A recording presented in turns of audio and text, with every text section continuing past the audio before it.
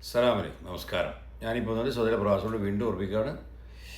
ഇന്നലെ വിട്ട ഓൺവേഴ്സ് വീടിൻ്റെ ബാക്കി കേട്ടോ.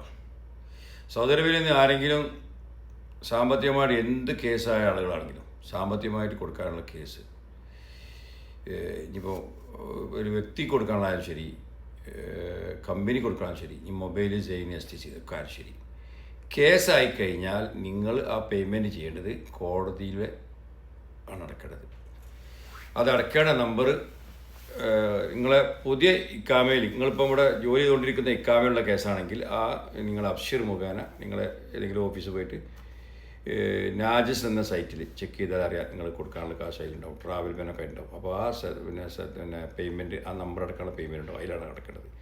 നിങ്ങൾ പഴയ ഇക്കാമ, നിങ്ങൾ ഇവിടുന്ന് റീഎൻ്റ് അടിച്ച് പോയിട്ടോ വരാതെ മറ്റൊരു പുതിയ വിഷയത്തിലേക്ക് വരുമ്പോൾ നിങ്ങൾക്ക് പിന്നെ കേസുള്ളത് പഴയ ഇക്കാമ നമ്പർ മേലാണെങ്കിൽ അത് നിങ്ങൾ എന്ത് ചെയ്യുക, കേസിൻ്റെ പ്രിൻ്റ് എടുക്കുക. കേസിൻ്റെ പ്രിൻ്റ് എടുത്തു കഴിഞ്ഞാൽ അതിലുണ്ടാവും ഏത് കോടതിയിലാണ്, ഏത് മഹ്കമ തൻഫീദിലാണ് അടക്കേണ്ടതുണ്ടാവും.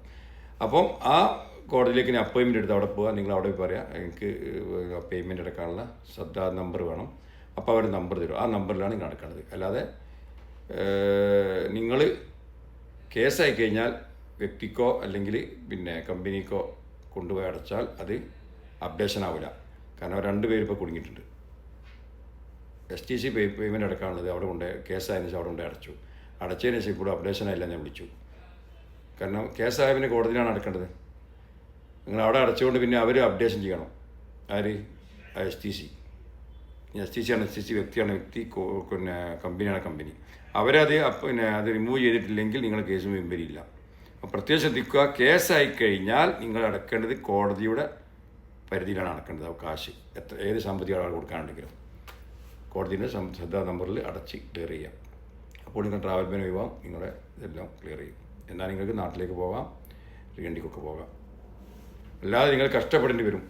കേസായി കഴിഞ്ഞാൽ വ്യക്തിക്ക് കൊടുക്കാനുള്ളതാണെങ്കിൽ വ്യക്തിക്ക്, കമ്പനിക്ക് കൊടുക്കുകയാണെങ്കിൽ കമ്പനിക്ക് കൊടുത്താൽ നിങ്ങൾ പിന്നെ അതിനു വേണ്ടി കയറി ഇറങ്ങേണ്ടി വരും. പ്രത്യേകം ഓർമ്മിക്കുന്നു. ഓക്കെ, സംശയം കൊടുക്കാം. അസ്സലാമു അലൈക്കും.